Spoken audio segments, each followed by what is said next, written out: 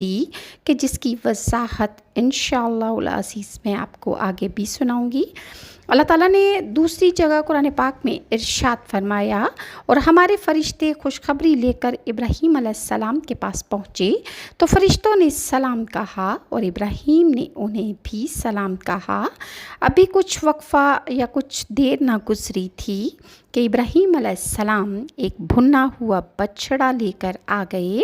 جب دیکھا کہ ان کے ہاتھ کھانے کی طرف نہیں جاتے، یعنی وہ فرشتے کھانا نہیں کھا رہے، تو حضرت ابراہیم علیہ السلام ان کو اجنبی سمجھ کر دل میں خوف محسوس کرنے لگے، یا فرشتوں نے کہا کہ خوف نہ کر، ہم تو قوم لوط کی طرف ان کو ہلاک کرنے کو بھیجے گئے ہیں۔ اور حضرت ابراہیم علیہ السلام کی بیوی حضرت سارہ جو پاس کھڑی تھیں ہنس پڑی، تو ہم نے اس کو اسحاق کی اور اسحاق کے بعد یعقوب کی خوشخبری دی۔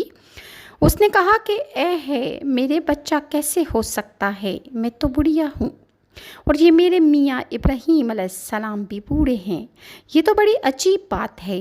فرشتوں نے کہا کیا تم اللہ کی قدرت سے تعجب کرتی ہو؟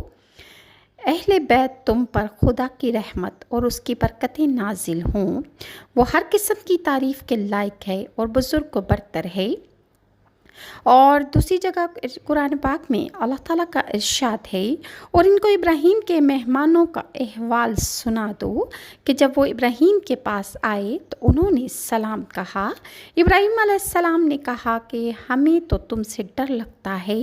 فرشتوں نے کہا کہ ڈریے نہیں، ہم آپ کو ایک دانشمند لڑکے کی خوشخبری دیتے ہیں۔ ابراہیم علیہ السلام نے کہا کہ جب مجھے بڑھاپے نے آ پکڑا تو تم مجھے خوشخبری دینے آ گئے، اب کیا ہے کہ خوشخبری دیتے ہو؟ تو فرشتوں نے کہا ہم آپ کو سچی خوشخبری دیتے ہیں، آپ مایوس نہ ہوں۔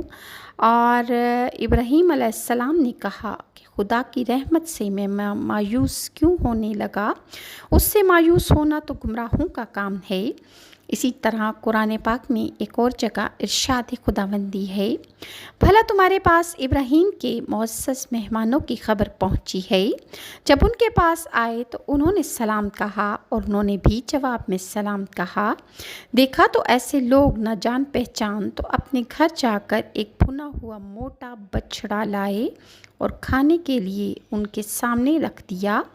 کہنے لگے کہ آپ کھاتے کیوں نہیں ہیں؟ اور دل میں حضرت ابراہیم علیہ السلام نے ان سے خوف محسوس کیا۔ فرشتوں نے کہا کہ خوف نہ کیجیے، اور ان کو ایک دانشمند لڑکے کی خوشخبری بھی سنائی